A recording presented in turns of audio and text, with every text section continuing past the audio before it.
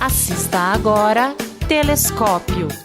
Apoio Cultural Bolsa Creto, Sistema Construtivo para a Obra de Engenharia Hidrogeotécnica. Plano Familiar Camargo, tradição, seriedade e respeito.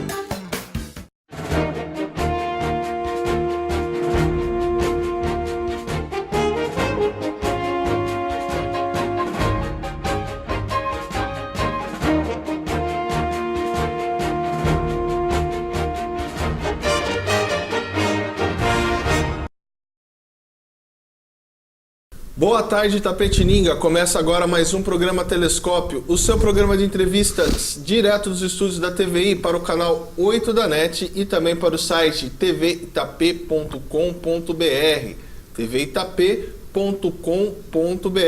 Você, telespectador que nos assiste aí do outro lado da telinha, mande suas mensagens, mande suas notícias e nós teremos o prazer em lê-las ao vivo aqui em nosso programa. Hoje não ao vivo, feriado, temos esse programa gravado especial para vocês. No primeiro bloco eu irei conversar com o padre Manuel Silveira dos Santos Júnior, que é lá da paróquia Santuário Nossa Senhora Aparecida, que irá falar bastante conosco sobre esse feriado da data de hoje, que é o feriado de Corpus Christi. No segundo bloco também iremos conversar com um atleta, ou melhor, um triatleta aqui de Itapetininga que tem conseguido resultados expressivos aí nas competições que ele vem participando em todo o Brasil. Deixa eu aproveitar e dar meu boa tarde aqui para o Padre Manuel. Padre Manuel, boa tarde, bem-vindo ao programa Telescópio. Boa tarde, Maurício. Boa tarde a você que acompanha a TVI. É uma alegria estar aqui novamente para aproveitar esse espaço e falar um pouco sobre a festa de Corpus Christi e aproveitar para evangelizar um pouco. Maravilha. Mas antes de continuarmos o nosso bate-papo, nós vamos aos nossos apoiadores culturais. Não saiam daí, voltamos já.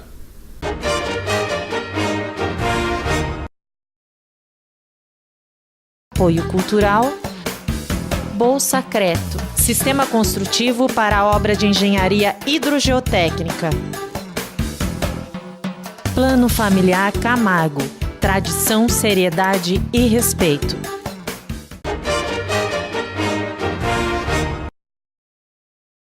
Voltamos em Itapetininga com mais um bloco do programa Telescópio. Lembrando a você, telespectador, que o nosso programa é oferecimento da Bolsa Creto e também do Plano Familiar Camargo. Antes de continuarmos aqui o nosso bate-papo, vamos às notícias aqui de Itapetininga, né? Começando hoje pela Folha, a Folha que destacou aqui em sua matéria de capa: Tribunal de Contas revela irregularidades verificadas em 2005 em serviços públicos na região de Itapetininga. Município poderá conquistar Festival de Inverno e inclusão no mapa turístico do estado. Técnicos da Fazenda analisam projeto que beneficiará a região. Então, essas e outras notícias no jornal Folha de Itapetininga, a sua versão impressa sai todos os sábados. E o jornal Correio de Itapetininga, que está nas bancas, destacou aqui em sua matéria de capa que a Aviação Rosa decide deixar de operar as linhas da zona rural. Mas, segundo nota da Prefeitura, já li nos dias anteriores, esse problema foi resolvido, né? A Justiça ela impediu que a empresa parasse de fazer os serviços aqui na nossa cidade. Mas daremos continuidade a essa pauta, vamos trazer também o pessoal aqui da Prefeitura para bater esse papo conosco. Mas agora eu vou conversar com o padre Manuel Ferreira. Eu falei errado no primeiro bloco, peço desculpa, padre. Mas corrigindo, o padre Manuel Ferreira dos Santos Júnior, que irá conversar com a gente sobre o Corpus Christi. Mas antes a gente entrar no Corpus Christi, padre, o senhor está há não muito tempo aqui na cidade, comandando aí, se eu posso dizer assim, a paróquia Santuário Nossa Senhora Aparecida. O senhor queria saber de onde que o senhor vem, qual que é a cidade que o senhor vem, como que o senhor descobriu a sua vocação para ser padre. Muito bem, eu sou aqui da região, nasci em Morro do Alto, bem pertinho. Vizinho. Bem vizinho. Minha família mora em Sarapuí, mas eu estive desde que entrei no seminário, na Congregação dos Missionários do Sagrado Coração. Eu estive morando fora daqui, morando em Pirassununga, no sul de Minas, morando em São Paulo. A maior parte da minha vida morei na capital de São Paulo, estudando filosofia, teologia, fazendo a pós-graduação e também sendo diretor de seminário e pároco de algumas paróquias em São Paulo. E nos últimos 6 anos eu fui eleito provincial, superior da congregação da província de São Paulo, e trabalhei então como coordenador. Morava a sede em São Paulo, mas cada tempo estava no lugar, né? Tanto no Brasil quanto fora do Brasil, né? Atendendo algumas comunidades. Fora do Brasil, o senhor teve experiências aonde? Fora do Brasil eu estive em quase 40 países. 40 países? Porque nossa congregação está em 49 países. Então tinha reunião aqui, ali, em diversos lugares. Então acabei ficando bastante tempo viajando por aí, né? Justo para fazer com que a congregação tenha um lema: amado seja por toda parte o Sacratíssimo Coração de Jesus. E esse toda parte, por toda parte, para nós é muito importante, porque a congregação está em todos os continentes, está em 49 países, e assim a gente vai tentando levar o amor de Deus a todas as pessoas. Muda um pouco esse processo de evangelização que é feito aqui no nosso país para outros locais? Com certeza. O Brasil tem uma peculiaridade importante no sentido de evangelização. A igreja é mais aberta, as pessoas são mais comprometidas no processo de evangelização, né? Como também em outros países. Por exemplo, agora em setembro último eu estive em Moçambique, na África, e lá é um outro mundo, porque apenas 4% são cristãos, os demais são muçulmanos ou das religiões da região, né? Então, quem sabe nós, missionários do coração, em 2018 assumiremos uma missão na diocese de Pemba, em Moçambique. Quer dizer, um outro estilo de igreja, um outro estilo de evangelização. E o senhor já reacostumou, vamos dizer aqui, já que o senhor já é próximo aqui, já está se sentindo novamente em casa aqui em Itapetininga? Com certeza. Voltar para o ninho da gente é muito fácil, né? Então a gente acostuma com muita facilidade. E eu também, nesses últimos anos, como superior, eu sempre estava em Itapetininga, ajudando e orientando um pouco a missão aqui dos missionários do coração. Então não me é estranho, não, e a gente acostuma muito fácil. Coisa boa a gente acostuma fácil. Padre Manuel, quando o senhor se descobre a vocação para ser padre? Foi na primeira juventude, ali para os 15 anos. Quer dizer, eu sempre tive o desejo, mas nunca falava, né?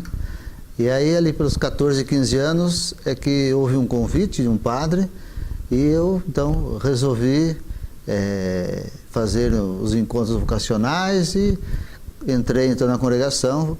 O primeiro estágio foi em Pirassununga, onde ainda é o nosso primeiro estágio, é o propedêutico de hoje, e depois Itajubá, São Paulo, e assim segue.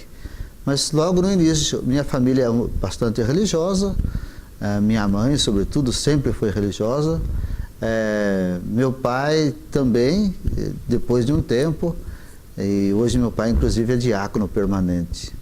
O senhor falou que foi diretor, né, de seminário. Como é que é essa tarefa, padre?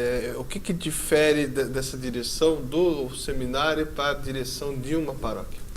A paróquia você cuida do povo em geral, não é? A evangelização passa por aí. No seminário, você forma padres para cuidarem do povo. Não sei se eu posso dizer assim, é mais pedagógico. É mais pedagógico. É como diretor do seminário, toda a orientação, toda a espécie de oração, toda a orientação espiritual, todo o processo de formação dos seminaristas, tanto da filosofia quanto da teologia, é dado ao reitor, que nós dizemos, né? Ou diretor espiritual, ou diretor do seminário. No caso da nossa paróquia Santuário Nossa Senhora Aparecida, a direção superior não é a diocese, né? É um pouco diferente. Como é que funciona, padre? Isso. Pastoralmente, nós dependemos da linha da diocese e seguimos tudo aquilo que a diocese orienta, cujo nosso bispo é Dom Gorgônio. Agora, a parte dos padres, são padres religiosos. Eu creio que nós somos a única congregação religiosa na Diocese de Itapetininga. Então temos a nossa organização, temos o nosso carisma, o nosso jeito de evangelizar, não é? Nosso jeito de evangelizar, embora sigamos toda a norma da Diocese, mas temos um jeito diferente, um carisma diferente, comunitário. Sempre somos 2, 3 padres para evangelizar o nosso povo. O senhor falou, né, já dessa experiência em outros lugares. No caso do Sagrado Coração, quanto tempo um padre ele fica aproximadamente em uma paróquia? Essa também é uma diferença. Nós temos uma regra geral que são 6 anos. Sim. 6 anos numa paróquia, embora às vezes precise ficar 7, 8, ou às vezes precisa sair com 3 anos, não é?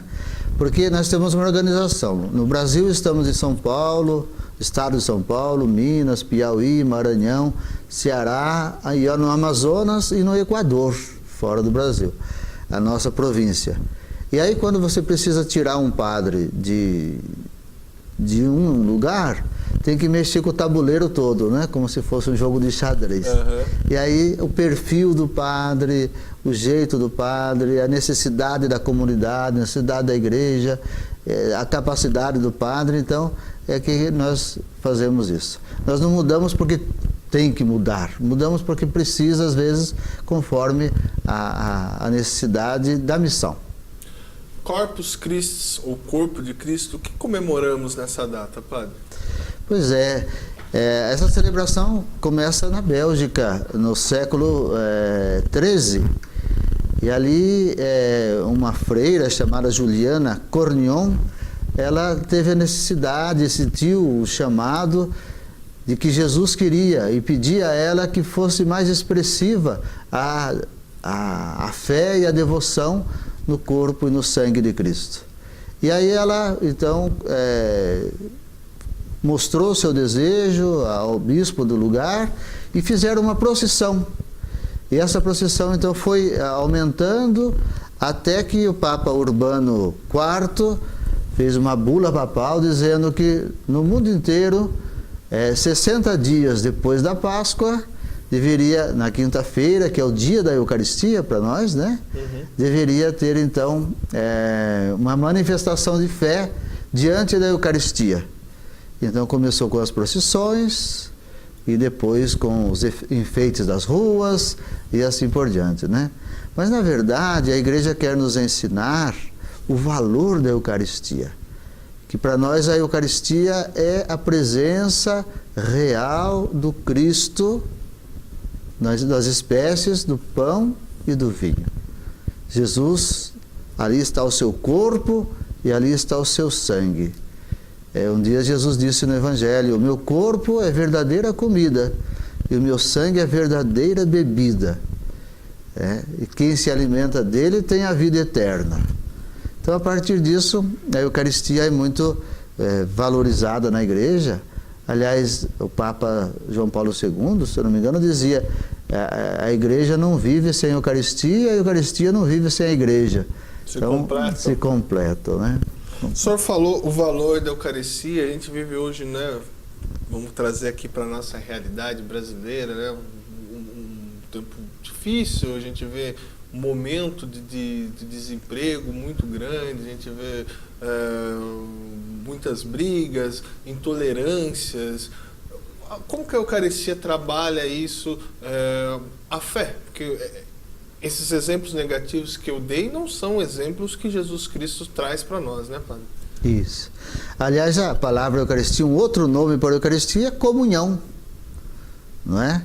Que é o contrário de desunião. Comunhão é fazer a comunidade participar unida, né? Uhum. A Eucaristia tem também essa função de tornar comunhão. E na Eucaristia, com os ritos que nós celebramos, nós ouvimos a palavra de Deus. A Eucaristia sem a palavra de Deus também ela é incompleta, não é? E a palavra de Deus nos orienta para a missão de Jesus, para o jeito de ser de Jesus, para o amor, para a misericórdia, para a bondade e tudo aquilo que vem do Evangelho. Então, eu creio que a Eucaristia, ela vai nos convertendo a cada dia. Quem participa da Eucaristia todos os dias ou todas as semanas não pode continuar sendo do mesmo jeito. Às vezes eu digo para o povo, nós não podemos ser papa-hóstias, né? Uhum. Devemos introduzir. Quando nós nos alimentamos de Jesus, nós somos outro Jesus no mundo onde nós levamos, né? Então não pode ser diferente de Cristo aqueles que se alimentam dele.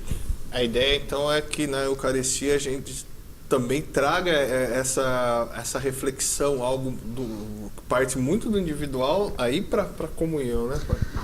Exatamente, porque a Eucaristia também exige sacrifício, exige doação, exige conversão da nossa parte. E a Eucaristia, ela é profundamente social. Normalmente não se reza a missa sozinho. Sim. Não é? A gente reza a missa em comunidade. Aliás, o padre pode até rezar sozinho, né? Quando ele não está doente, alguma coisa assim. Mas, em geral, a gente reza em comunidade. E aí tem que levar a comunidade a esse compromisso do Cristo, que nós nos alimentamos do corpo e do sangue de Cristo, não é? E o gesto maior de Jesus foi de doação, não é? Eu sempre falo na Quinta-feira Santa que Jesus ele quis ensinar muitas coisas aos seus discípulos. Porém, os seus discípulos não compreendiam muitas coisas. E aí ele foi falando, chegou um momento que falou, não dá para falar mais. Então eu vou ter que fazer alguns gestos. E aí o gesto primeiro do lava-pés, o gesto do serviço, né? O gesto da doação ali nos pés dos discípulos. De humildade, né? De humildade. Eles começaram a compreender um pouquinho. Mas Jesus foi além. Ele tomou um pedaço de pão, tomou um pouco de vinho e disse, isto é meu corpo, que é dado por vós, é entregue por vós. Corpo dado. Isto é meu sangue, sangue derramado por vós. Então, a doação plena que culmina lá na cruz, né? Quando lá do seu coração sai sangue e água, né?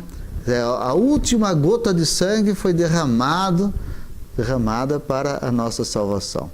Então, o gesto é profundo e tem que nos levar à conversão, não só pessoal, que hoje as pessoas ficam falando só em conversão pessoal. Não, a conversão social, de compromisso com a vida dos irmãos, de sair de nós mesmos, nosso egoísmo, para se doar para os irmãos.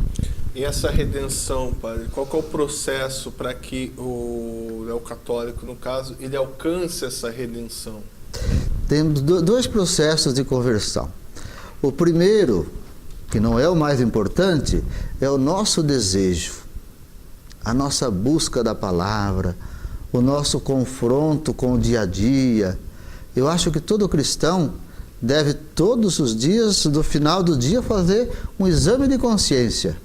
Até que ponto eu estive perto dos gestos de Jesus e até que ponto eu saí do caminho. Aliás, a palavra pecado significa errar o alvo, não é? Quando você tem um alvo, uma direção, conforme o seu estado de vida, e você faz outra coisa, você está em pecado, né? Você saiu do alvo que é Jesus Cristo na sua vida. E a segunda coisa mais importante é, de fato, a graça de Deus. A conversão vem pela graça de Deus.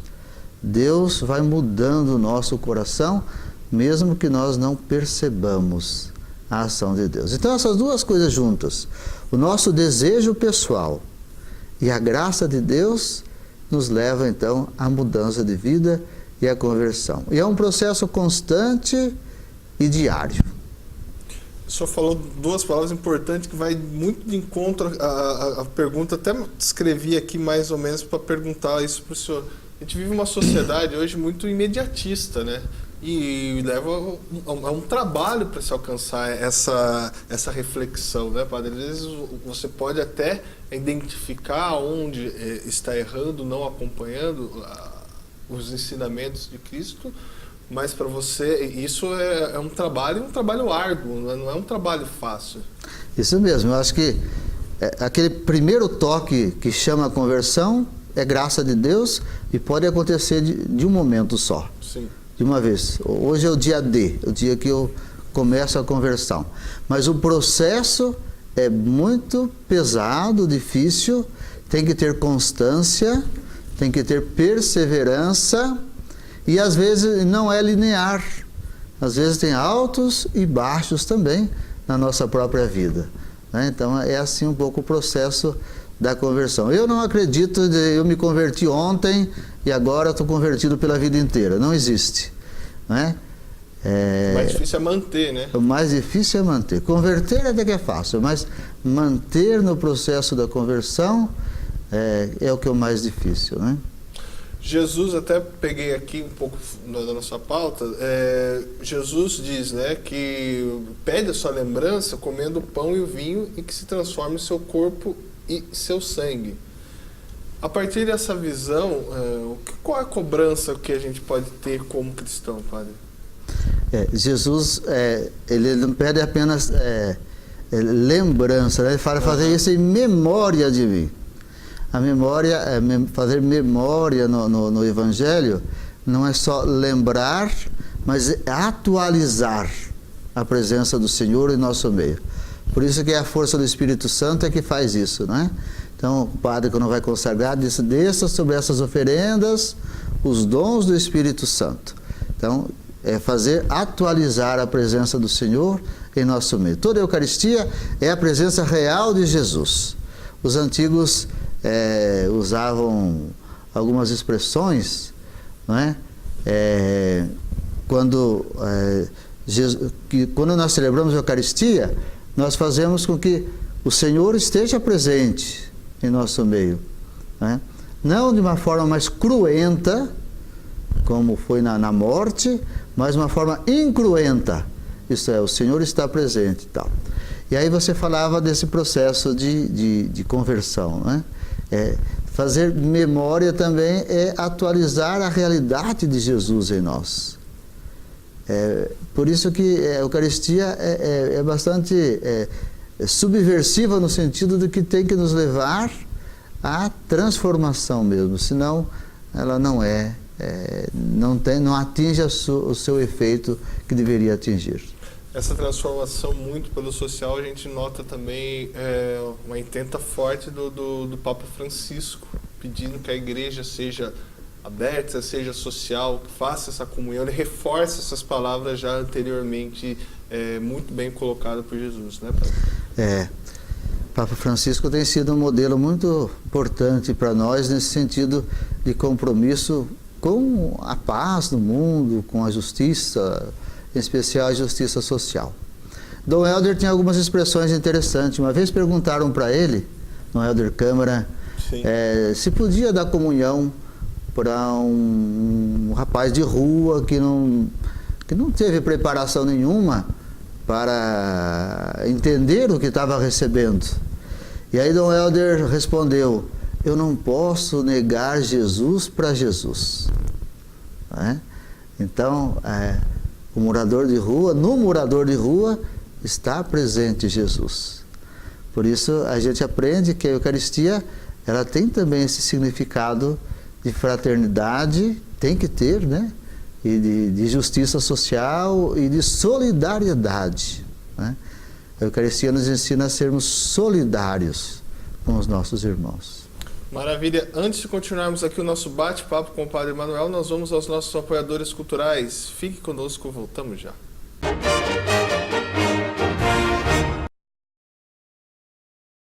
Apoio Cultural Bolsacreto, sistema construtivo para a obra de engenharia hidrogeotécnica. Plano Familiar Camargo, tradição, seriedade e respeito.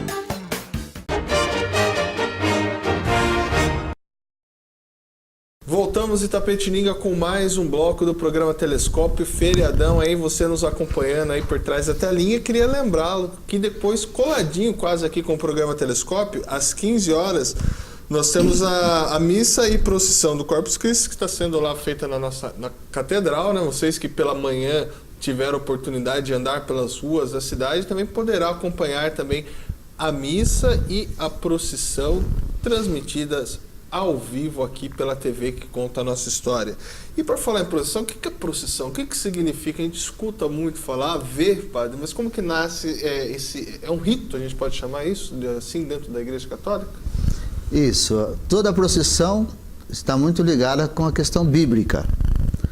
O povo de Deus estava escravo no Egito, aí saiu, atravessando pelo Mar Vermelho, atravessando todo o deserto, nessa caminhada até a Terra Prometida. Então, isso foi uma grande procissão, talvez a maior procissão que já teve, né? Nós também, na igreja, fazemos diversas procissões. O primeiro objetivo da procissão é justamente dizer que nós temos uma direção. Nós caminhamos ao encontro de Deus, né? Pode observar que a missa, por exemplo, sempre começa com uma procissão de entrada, né? A hora que os fiéis vão comungar, saem em procissão, em fila, para a comunhão. Então, aí toda a Eucaristia tem procissão. Justamente porque o cristão tem uma direção, e essa direção é Deus, é Jesus Cristo, que nós devemos seguir. Mas existem também as procissões externas, que fazemos na Sexta-feira Santa, fazemos as vias sacras e assim por diante. E na festa de Corpus Christi, além da Eucaristia que nós celebramos, tem a procissão com Jesus Eucarístico, que nós então saímos pelas ruas seguindo o Cristo e ao mesmo tempo manifestando a nossa fé. Às vezes nós vamos na igreja, pensamos que manifestar a fé é só com a boca ou só com a cabeça. Na procissão a gente manifesta a nossa fé com o corpo inteiro, né? E é isso que Deus quer, que nos entreguemos de corpo inteiro para manifestar a nossa fé e seguir então o caminho de Deus. Agora deixa eu perguntar, especificamente nessa procissão do Corpus Christi, são concebidas duas hóstias, é isso? Por quê? Isso mesmo. Na missa de Corpus Christi, o padre ou o bispo vão consagrar duas hóstias, além das hóstias dos fiéis que vão comungar, não é? Consagram duas hóstias, uma que a gente comunga durante a celebração e a outra que nós colocamos num ostensório, onde vai a hóstia, né? Tem lá uma luneta, coloca a hóstia no ostensório e depois então da missa nós saímos em procissão seguindo Jesus Cristo Eucarístico e manifestando a nossa fé. Bem, a procissão pode ser antes da missa ou até depois da missa, né? Mas o mais correto é então que após a missa, após a consagração desta hóstia, a gente então possa sair em procissão. Nós conversávamos aqui no intervalo, né? Não entendi muito bem, mas eu queria que o senhor explicasse para o nosso telespectador, até anotei aqui que a missa como hóstia e a hóstia como adoração, mas eu queria que o senhor explicasse para a gente mais ou menos isso. Isso. Jesus, na Eucaristia, pede que nós comamos e bebamos, não é? Comer do corpo, beber do seu sangue. Inclusive é o Evangelho do dia de Corpus Christi. Tá? Aqui nesse sentido, está no sentido da partilha. A partilha da comunhão. Mais no sentido da partilha. Nós nos alimentamos de Cristo. Sutilmente ainda não é o momento da adoração. É o momento da alimentação. Nós cremos que o Senhor é alimento para a nossa vida. Ele é que indica os nossos caminhos, Ele é que nos fortalece na vida, e nos fortalece na vocação, e nos fortalece na missão. É o momento de comungar, é o momento da partilha, né? E o outro momento, que é quando nós colocamos a hóstia no sacrário, ou quando nós colocamos a hóstia no ostensório, que é o momento de reconhecer que aquele Jesus que nós comungamos como alimento para a nossa vida, ele também é Deus. E como Deus, merece da nossa parte adoração. Então, a Eucaristia é alimento e também é a presença do Cristo real como Deus que merece ser adorado. Agora, não sei se eu expliquei. Explicou. Agora eu consegui entender e acredito que o nosso telespectador também entendeu, entendeu perfeitamente. Muda um pouco essa celebração realizada no Corpus Christi para as missas que ocorrem diariamente? Então, a missa de Corpus Christi, embora esteja no tempo comum, é uma missa festiva, é uma solenidade. Então, uma solenidade tem glória, uma solenidade tem creio, as duas orações. Então, é a missa festiva, onde reúne todos os fiéis. Também tem o sentido da unidade, como é comunhão, então tem o sentido da unidade. Tanto é que em Itapetininga nós teremos a missa pela manhã nas paróquias, onde os ministros da Sagrada Comunhão irão renovar os seus compromissos para continuarem servindo a igreja sob a orientação do bispo e do padre. Mas também é o dia que nós nos reunimos, como todas as paróquias, hoje na catedral, para nos fazermos comunhão com o bispo e adorarmos o Senhor junto com toda a igreja. E como é que tá lá, como é que foi essa preparação? A gente sabe que os jovens também eles se envolvem muito nesse momento do pessoal lá da comunidade Paróquia Santuário Nossa Senhora Aparecida. Isso, já faz alguns dias que os nossos jovens estão preparando o material para fazer o tapete, né? Então estão lá corando os materiais todos para depois fazermos os tapetes. Então os jovens estão implicados a isso, os ministros e toda a comunidade. Então até nós pedimos que na quinta-feira de manhã, aqueles que não forem à missa no nosso santuário, a missa será às 9 horas, e que vão participar da missa de Corpus Christi na catedral, que pudessem descer também lá perto da catedral, nas ruas, e cada paróquia ficou com uma parte da rua para preparar então os tapetes. E sempre os tapetes indicam um pouco de evangelização também. A arte e a evangelização caminham juntas, né? Então, a partir da arte, a gente consegue perceber a Eucaristia, as situações então que vive o nosso povo também. E nesse ano, os nossos padres em reunião, os padres de Itapetininga, estão pedindo que, como um gesto concreto deste Corpus Christi, tem ano que a gente leva um cobertor, tem ano que a gente leva uma roupa, sei lá o quê. Este ano então estamos pedindo que as pessoas levem no tríduo, que já começamos na segunda, na terça e na quarta, não é? E que também agora, hoje, no dia de Corpus Christi, que você então traga fraldas geriátricas para doarmos ao hospital, né? Porque está faltando. E assim, esse será também um gesto concreto que você poderá levar na sua paróquia e dizer, lá, este aqui é para a festa de Corpus Christi, este gesto concreto é para o nosso hospital. Pode ser que um dia também precisemos disso, né? Com certeza.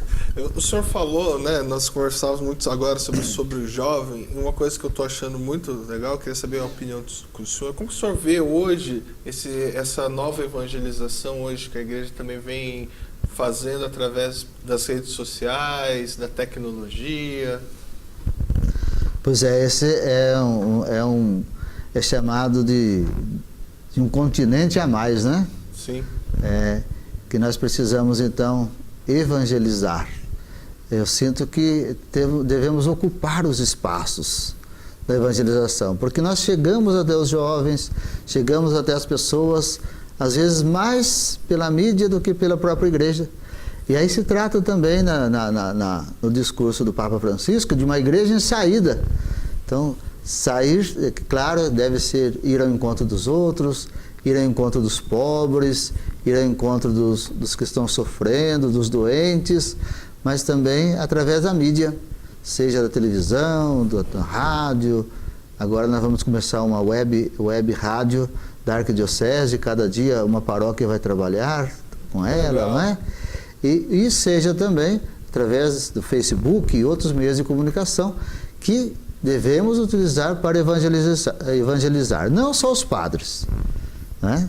Não só os padres, você também, que acompanha hoje pela TVI, seja um evangelizador, coloque coisas boas, né? Nos meios de comunicação, anuncie coisas boas, as boas notícias, né? Nós acostumamos ver nessa mídia comum aí, só anunciando má notícia e destruindo as coisas, né? E quando for anunciar notícia ruim, anuncie para melhorar, né? Nosso país vive uma situação muito ruim, onde a política toma o lugar da justiça. A justiça perde o seu valor porque a política é mais importante, né?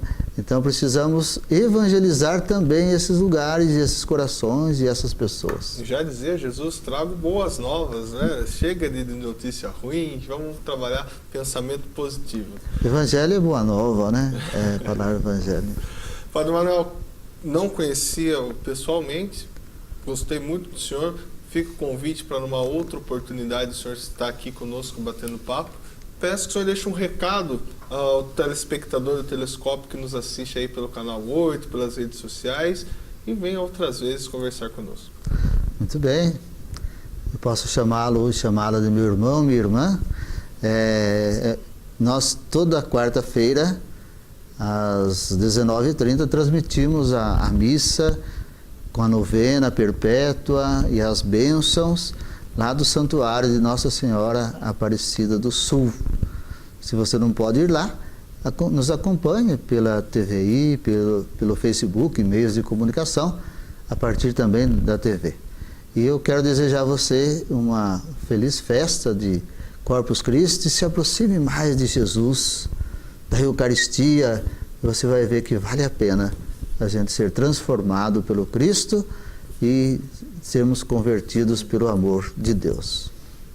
Obrigado, Padre Manuel. No próximo bloco iremos conversar com um triatleta. Você que quer ser atleta, vamos conversar com um triatleta. O Paulo Henrique, ele faz natação, corrida e bicicleta. Vamos entender um pouco aí dessa carreira desse atleta aqui que vem representando Itapetininga e diversos municípios do país. Não saiam daí, voltamos já.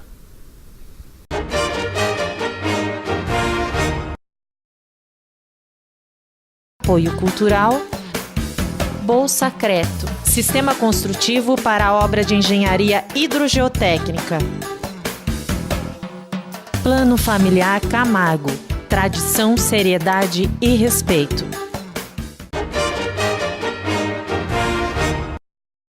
Voltamos em Itapetininga com mais um bloco do programa Telescópio. Lembrando a você, telespectador, que o nosso programa é oferecimento da Bolsacreto e também do Plano Familiar Camargo. Queria lembrar você, telespectador do programa Telescópio, que hoje, coladinho com o programa, nós temos a transmissão da missa e também da procissão do Corpus Christi, né, dessa quinta-feira. Então, a partir das 15 horas, você fica coladinho na TVI e acompanha tanto a procissão como a missa nas festividades de Corpus Christi. Recebo agora, no segundo bloco do programa Telescópio, a visita. Esses, eu posso dizer assim, dois amigos, né? Crescemos juntos aí, aprontamos bastante na adolescência e cada um agora dentro da sua área, mas também com um sucesso profissional muito grande. Começo dando uma boa tarde para o meu amigo Anderson Ferreira, que é fisioterapeuta. Boa tarde, Anderson, bem-vindo ao programa Telescópio. Boa tarde, Maurício.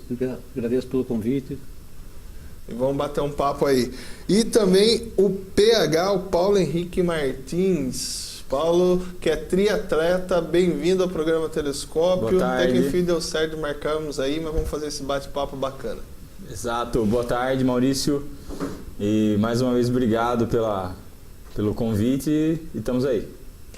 A minha primeira pergunta é a seguinte, Paulo. Eu sei um pouco que você, né, tinha uma vida mais desregrada e de repente você resolve ser atleta. Como que isso mudou a sua vida? Na verdade, as coisas foram acontecendo de uma maneira um pouco fora da minha vontade. Eu fui só abraçando, o famoso cavalo sem rabo, né? O cavalo sem rabo passou, eu abracei e fui. Na verdade, eu estava morando em São Paulo, 2006 a 2014. Já tive envolvimento com bebida alcoólica, com drogas, internação. E eu estava há algum tempo já sem beber e eu queria voltar a nadar. E eu estabeleci como meta que eu pararia de fumar tabaco, né? Eu já estava há alguns anos já sem o uso de bebida alcoólica, quando eu voltasse a nadar. Em outubro de 2014 foi quando eu entrei na piscina do Venâncio Aires aqui da cidade, já estava morando aqui, e eu decidi parar com o tabaco, voltei a nadar. Em janeiro de 2015 eu comecei a fazer algumas corridas de rua, voltei a pedalar, comecei a fazer alguns pedais de longa distância e 200, 300, 400 quilômetros, provas de Audax. E resolvi juntar essas 3 modalidades, da natação, o ciclismo e a corrida.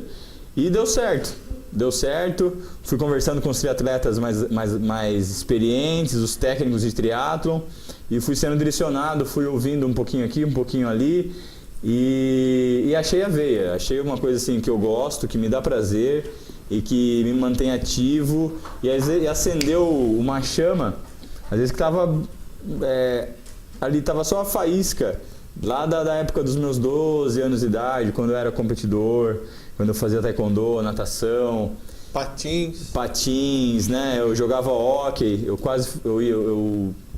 eu ia fazer um teste pela seleção brasileira de hóquei mais ou menos em 98, mas meados de 2000, e eu sofri um acidente, eu perdi essa oportunidade, quase me profissionalizei na patinação agressiva, né? Que a gente fala que é vertical, street, e foi meio que uma perda de chão na minha vida essa época.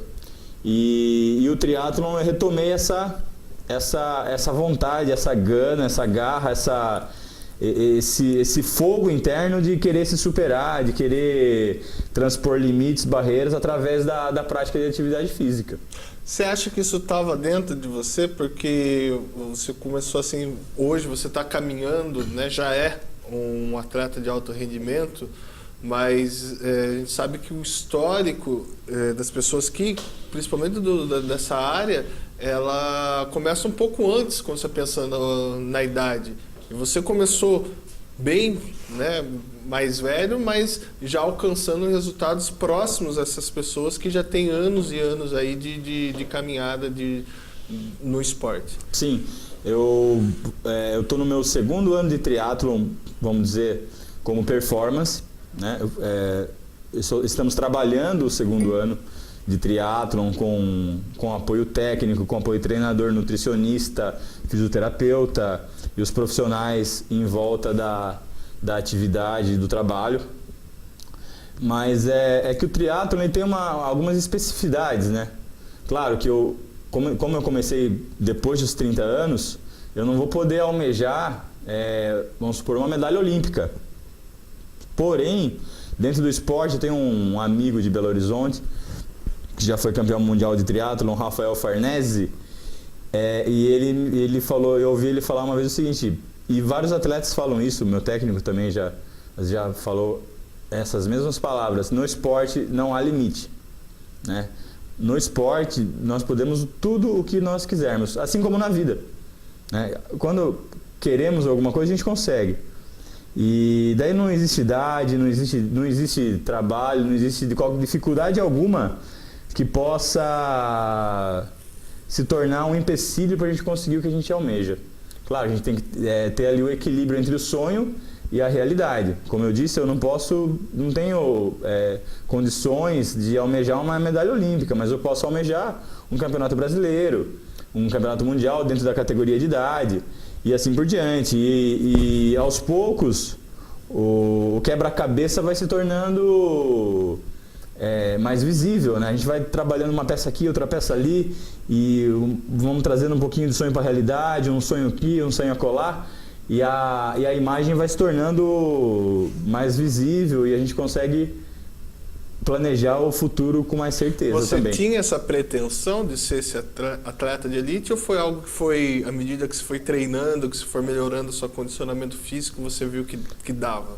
Na verdade, quando eu comecei a pensar em triatlon, a primeira ideia que vem à mente, acho que da maioria dos triatletas, é o Ironman, que é o suprassumo do triatlon hoje, que é composto de mais ou menos, na verdade são 3.800 metros de natação, 180 km de bicicleta e 42 km e 195 metros de corrida.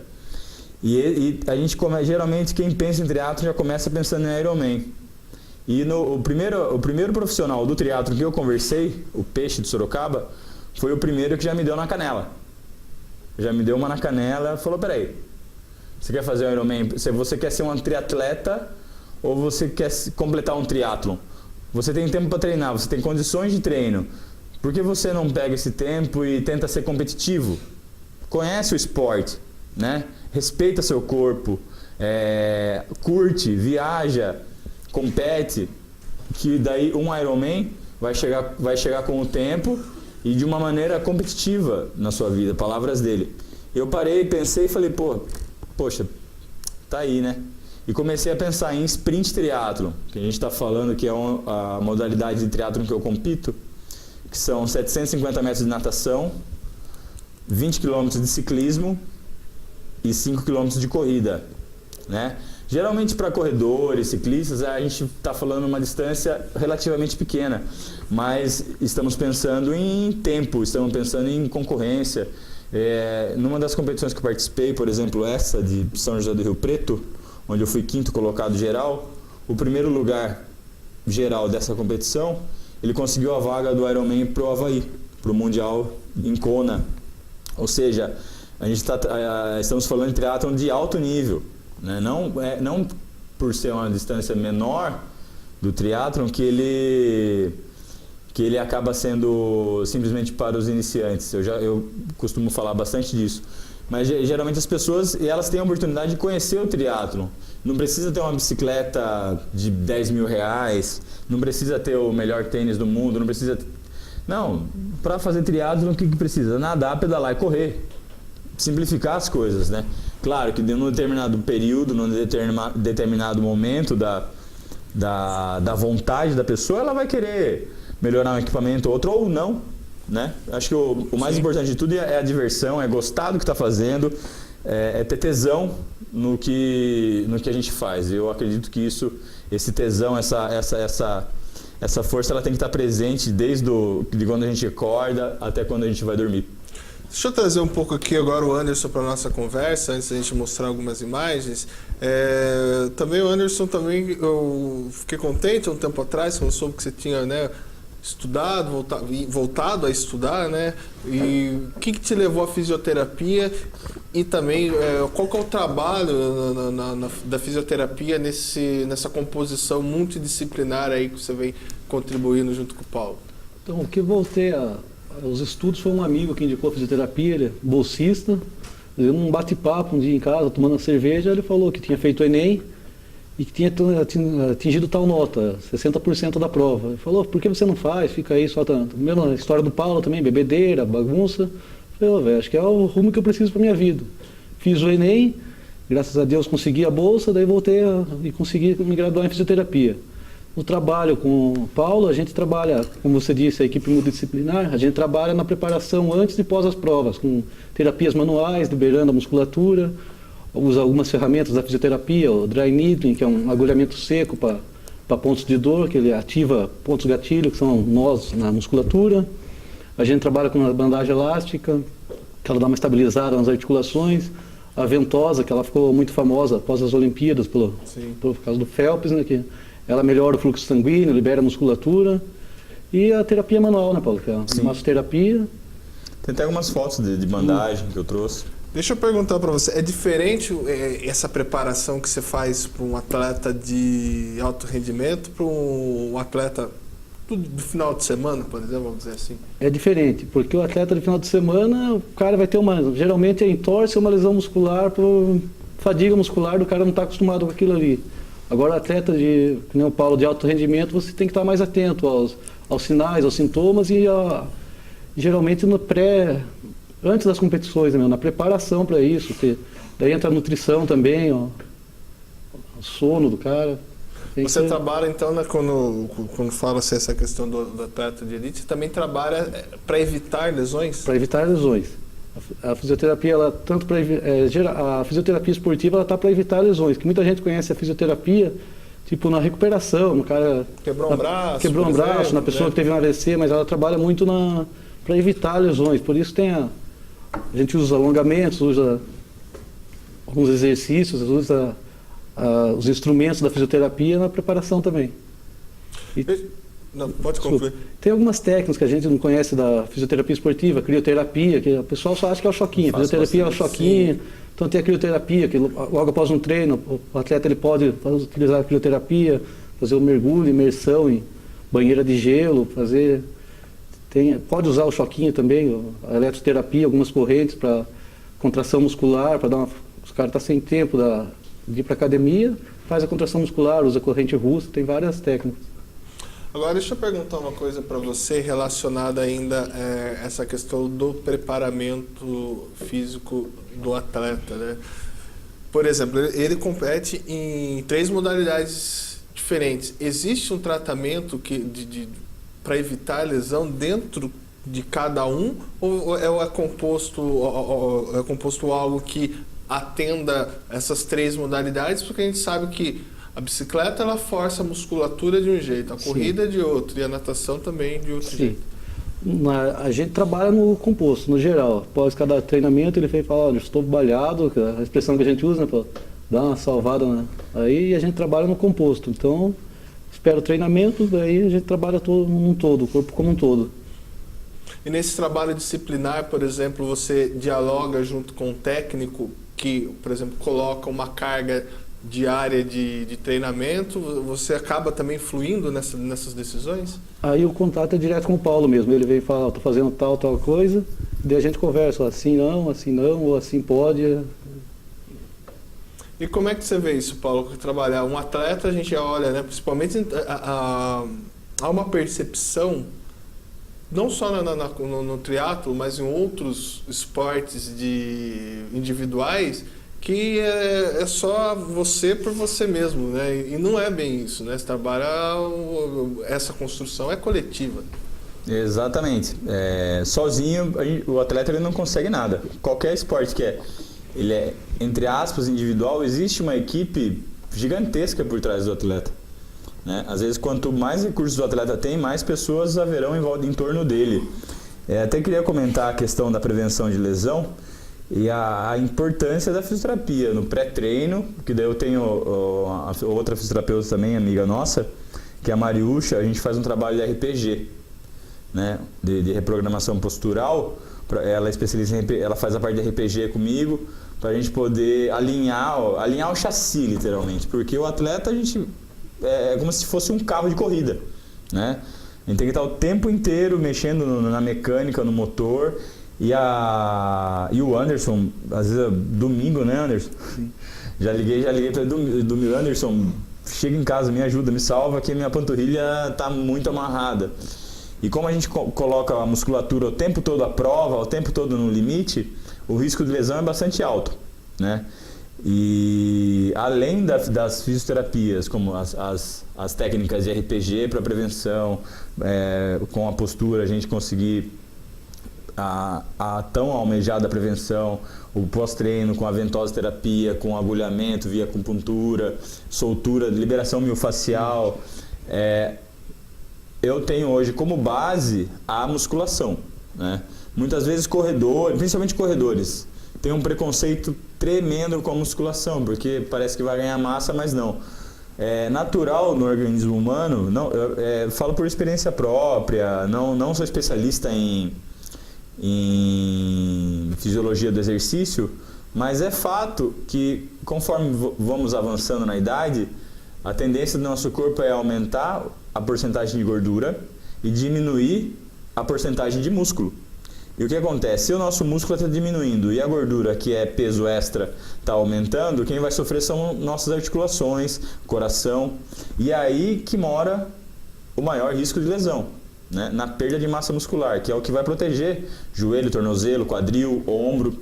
E o meu trabalho, isso recomendações do meu técnico de início, desde o início que a gente começou a trabalhar junto, Júlio Vicunha, grande abraço também, é baseado na musculação, na isometria, muita musculação. Hoje eu fiz 3 treinos já. E hoje começou na natação, com o Márcio da Aquatraining, que também é um apoiador, meu técnico de natação. E logo depois eu já fui para musculação. Se eu tiver o dia para 5 treinos para fazer em um dia, eu tiver que escolher eu vou para a sala de musculação. Porque é ali que eu vou estar conquistando longevidade no esporte.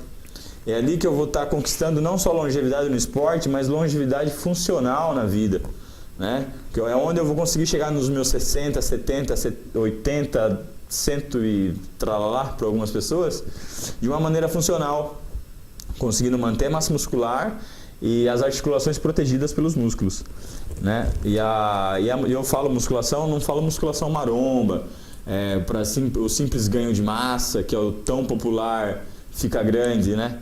Mas assim, a musculação direcionada para o fortalecimento, né? Sem o exagero de altas repetições com altas cargas, mas ela é extremamente direcionada para cada grupo muscular. Maravilha, antes de continuarmos nosso bate-papo aqui, vou chamar os nossos apoiadores culturais. Não saiam daí, voltamos já.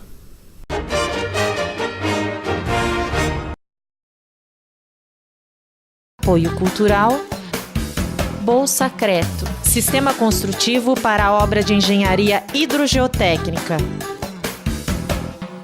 Plano Familiar Camargo, tradição, seriedade e respeito. Voltamos em Itapetininga com o último bloco aqui do programa Telescópio, visita dos meus amigos Anderson Ferreira e PH Paulo Henrique Martins. Temos fotos, né? Vou pedir para nossa produção colocar para vocês verem um pouco das fotos aí. Tem competição, tem várias coisas. Vamos começar comentando sobre essa aí. Essa aí é a sua bike?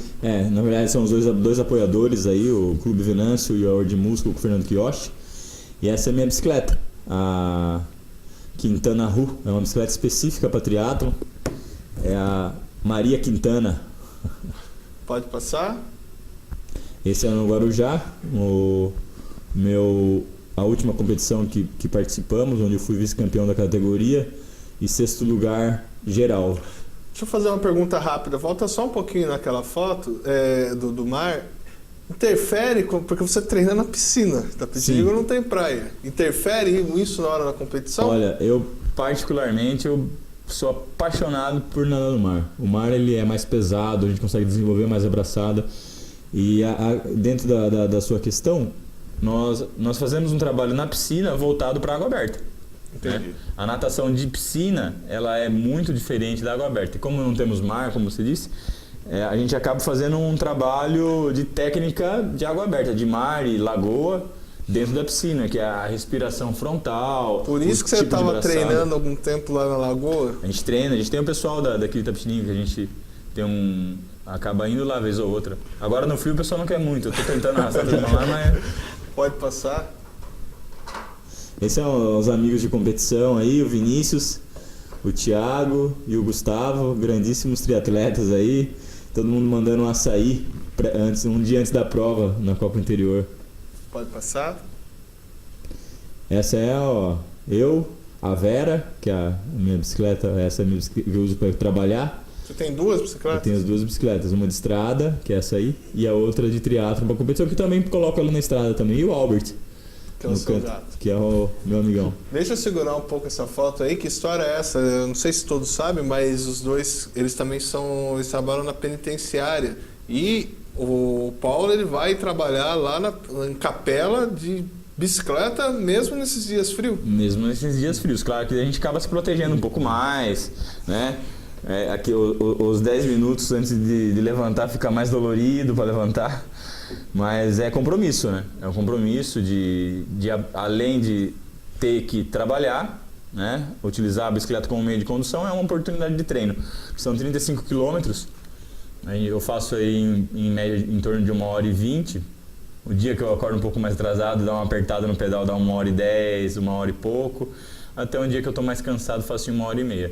Mas como no triatlon a bicicleta representa mais de 50% da prova, a carga de treino de bicicleta ela tende a ser maior. Então, com essas viagens dia sim, dia não para o trabalho, eu acabo conquistando uma milhagem, uma base de ciclismo bem interessante. Une o útil ao agradável, mas eu tenho certeza, Anderson, quando ele chega lá no CDP, tu vai falar, que esse cara é louco? Os caras comentam mesmo, esse cara é baixo de chuva, pode estar temperatura baixa, chuva, ele chega. A gente tá saindo de carro, de van, e o cara chegando de bike lá, os caras, esse cara é louco mesmo, velho.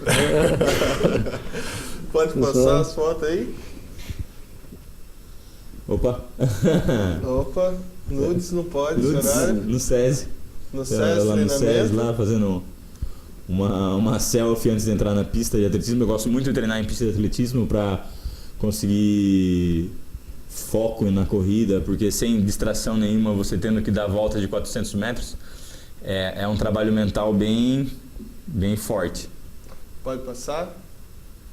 Esse é lá no Guarujá, vice-campeão da categoria. Meu xará, Paulo Henrique, também em primeiro lugar, que ficou em quinto no geral. Esse aí o Gustavo indo competir também na Copa Interior. As bicicletas todas no banco de trás do carro ali. Pode passar. Eu e o meu técnico, Júlio Vicunha. É daqui ou não? Não, ele é de São Bernardo do Campo. São Bernardo do Campo. Ele tem um esquema de simulado de triatlon lá, bastante interessante. É um cara extremamente experiente na área, trabalha com simulados de triatlon e natação em água aberta na represa Billings, na Estrada Velha de Santos, um lugar maravilhoso. Fica o convite para quem quiser acessar, é só procurar no Facebook, simulados de triatlon Júlio Vicunha. E é um cara que está há 30 anos na área e é a base do... Sem um preparador físico eu não teria 1% do resultado que eu tenho hoje no triatlo. E essa bike aí, o que tem de diferente dessa bike da... Essa bicicleta, ela, na verdade, ela é desenhada para ter para cortar o vento. No ciclismo, a gente acaba pedalando em grupos. No triatlo a gente acaba pedalando um pouco mais sozinho, então a gente tem que vencer a resistência do ar sem alguém na nossa frente. Então a gente pode ver que o quadro, assim, frontal dá para ver melhor, mas ele tem o desenho de uma asa de avião, para poder cortar o vento, e a gente tem uma posição aerodinâmica tanto para vencer a resistência do ar quanto a pedalada. A pedalada nessa bicicleta ela é um pouco diferente das bicicletas tradicionais, porque a gente fica bem à frente do centro de rotação da bicicleta, do eixo da bicicleta, e a pedalada ela vira um coice. É como se fosse um coice, coisa que é proibida no ciclismo de estrada, né? E no triatlo é permitido. Do banco ele está à frente do centro da bicicleta. E essa simples mudança na geometria do quadro, banco, acaba proporcionando uma economia da musculatura do quadríceps, né? Nessa bicicleta a gente utiliza muito mais os grupos musculares posteriores, panturrilha, nádegas não, glúteos, né? Lombar. E o quadríceps acaba ele ficando mais, sendo utilizado menos, e para poder conseguir correr melhor depois. Agora deixa eu perguntar, mesmo cheio desses apetrechos que dá pra ver aí que tem a bike, ela é muito mais leve que uma bike comum, né? Sim, ela acaba sendo um pouco mais pesada que a bicicleta de corrida. Sim. De ciclismo, por causa dela ter mais material para se tornar mais aerodinâmica. Mas quantos quilos pesa a sua bike, mais ou menos? De 9 a 10 quilos. Aí, e essa foto aí, meio que... Essa foto é indo trabalhar. Essa indo trabalhar, cortar o frio desses últimos dias. Indo trabalhar com blusa por baixo dessa blusa, balaclava, depois vai um corta-vento por cima, jornal no pé, luva impermeável, vale tudo para não congelar na estrada. Porque esses dias atrás a gente estava com uma temperatura de 6 graus e sensação térmica de 0. E alguns pontos até negativo. Que horas você entra trabalhar? Eu entro às 6, eu saio de casa às 4. Para ter tempo, né? E caso alguma de furar o pneu, alguma coisa, ter tempo, né? para não atrasar na entrada do trabalho. Essa foto aí são as bicicletas, não sei se dá para ver, mas são fileiras de bicicletas numa ponte lá em São José do Rio Preto, onde a gente competiu, e a gente sai do lago correndo e aí, são todas as bicicletas enfileiradas para poder pegar a bicicleta e já sair voando, né? Pode passar. Copa Interior de Triatlon. Pode passar. Essa foto não me lembro direito onde é, mas é uma pose. Pode passar. Essa aí saindo da água, né? A gente sai da água, geralmente se a água está um pouco mais fria é permitido o uso de roupa de neoprene. E a roupa de neoprene, além de proteger do frio, ela ajuda um pouco na economia de energia. A gente acaba flutuando um pouco mais na água e isso auxilia numa melhora de rendimento também. Pode passar. Esses são os 3 troféus que eu trouxe. Foram 3. Isso foi uma conquista importantíssima para mim, tanto pessoal quanto eu encaro o triatlon como uma profissão, quanto profissional no triatlon. Foram 3 finais de semana com 3 pódios, né?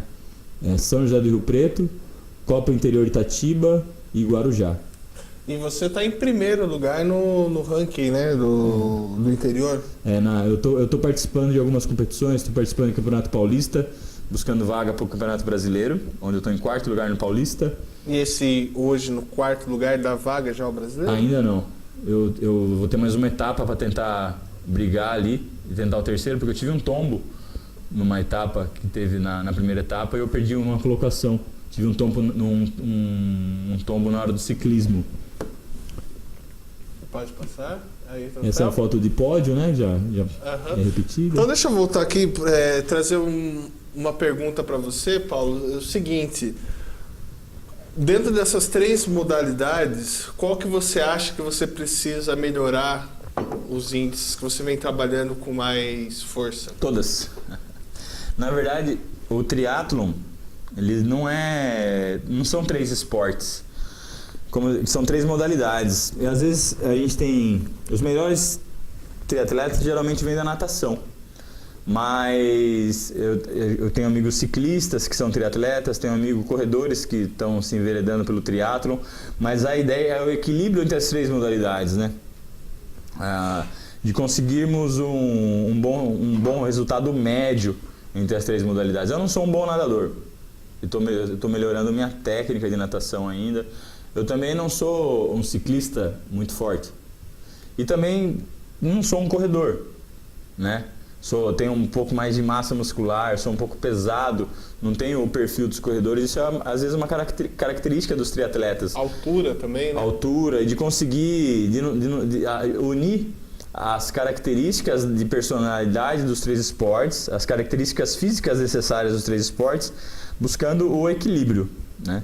A gente busca o equilíbrio entre as 3 modalidades, porque não adianta nada, às vezes eu sair muito bem da água e no ciclismo eu não estar inteiro. Ou às vezes eu pedalar extremamente forte, pedalar ali na frente de todo mundo e na hora da corrida eu não conseguir segurar a bronca, né? Então a ideia é conseguir fazer uma prova e sem contar que a gente tem a 4ª modalidade do triatlon, que são as transições de um esporte para o outro, que tem que ser extremamente rápidas também e onde a gente consegue ali algumas colocações também. Anderson, deixa eu, para entender também um pouco mais sobre quando você trabalha com um atleta de ponto, um atleta de elite, no caso de contusões, como que é feita essa recuperação? Essa recuperação passa apenas por parar de treinar ou tem outros trabalhos que acaba se fazendo para fortalecer e que uma lesão, por exemplo, como ele citou, um problema na panturrilha, não venha a se repetir? A gente trabalha dobrado, digamos, porque o cara, como ele falou, é como um trabalho para ele o triatlo. Então você tem que trazer ele de volta o mais rápido possível. Então você aumenta o número de sessões, você vai dosando e aumentando gradativamente, só que ele é diferente de um paciente convencional, que você pode fazer uma sessão hoje, uma na sexta-feira, uma na outra semana. O atleta ele precisa, o corpo dele se reabilite o mais rápido possível para voltar à atividade que ele faz. Então você vai aumentando o número de sessões, a carga, mas sempre pensando, assim, não está sobrecarregando tanto ele. E como é que funciona o metabolismo? Tem atleta que se recupera mais rápido que o outro? Isso é genético? Um fator importante para a recuperação é o sono. Se a pessoa não dorme bem, o sono é essencial para a recuperação, porque a pessoa tem que estar descansada, tem que estar... O sono é essencial, a alimentação é essencial, porque os nutrientes e também é do individual, meio individual também isso aí. Deixa eu aproveitar, Anderson, queria agradecer, foi muito legal, né, essa oportunidade aí de a gente estar batendo esse papo aí. Fica o convite para outras vezes estarmos conversando aí sobre outros assuntos da fisioterapia também. Sim, eu que agradeço, Maurício, agradeço ao Paulo pelo convite também, pela participação, e trazer o poeta, né, que é o nosso amigo lá. Vou trazer o poeta. Tá aqui, vamos marcar, vamos trazer o poeta um dia, fazer uma entrevista com ele. Chefe do SGM. Chefe do SGM. Paulo, queria agradecer a sua participação aqui no programa Telescópio, parabenizá-lo pelos resultados que você tem tendo e boa sorte aí nas próximas competições. E assim que você tiver novidades, você dá um alô e volta aqui bater um papo conosco. Obrigado. Eu queria deixar um abraço só, Maurício, pros pessoal que a gente depende muito dos apoiadores, dos patrocínios, e não é demais falar de agradecer a Secretaria de Administração Penitenciária, a Diocese de Itapetininga, a Prefeitura de Esportes e juntamente com a Secretaria de Esportes, que vem dando um auxílio para nós, a Aquatraining, na figura do Márcio Bittencourt, que é o técnico de natação, a World Muscle na parte de suplementação, que é o Fernando Kioshi, o Clube Venâncio Aires, o Reino Fundo de Alimentos, que é a empresa do meu grande amigo Vinícius Gonçalves, o meu técnico no Júlio Vicunha, a Isabela Rodrigues, a nutricionista, nós estamos no 3º ano de trabalho, o Anderson, como fisioterapeuta, a Mariúcha Milanese, que também temos um trabalho extremamente formidável também dentro do triatlon, a Carma Léa e a Laura, que é minha mãe, minha prima, e a minha filha da minha prima, que ajudam na parte de depilação, me ajudam na parte de deixar o corpo liso para poder ser mais higiênico nos treinos. O projeto Casa, aqui da cidade, que a gente estamos bolando algumas palestras aí para incentivar os adolescentes a praticarem esportes, a terem uma vida mais saudável. O Corvo Motion, na figura do Paulo Corvo, que a gente tem alguns vídeos, trabalhamos num vídeo e temos alguns projetos em frente também. E o Newman, Danilo, que me ajuda na parte de arte gráfica. E tem algumas empresas aí que estamos conversando.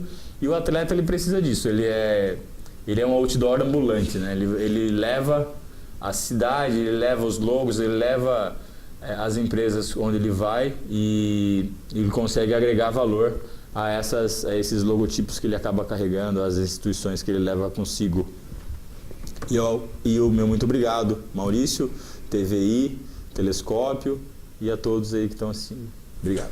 Obrigado, Paulo. Obrigado, Anderson. Obrigado você, telespectador. Amanhã, a partir das 12h30, estaremos de volta aqui na TVI, que é a TV que conta a nossa história.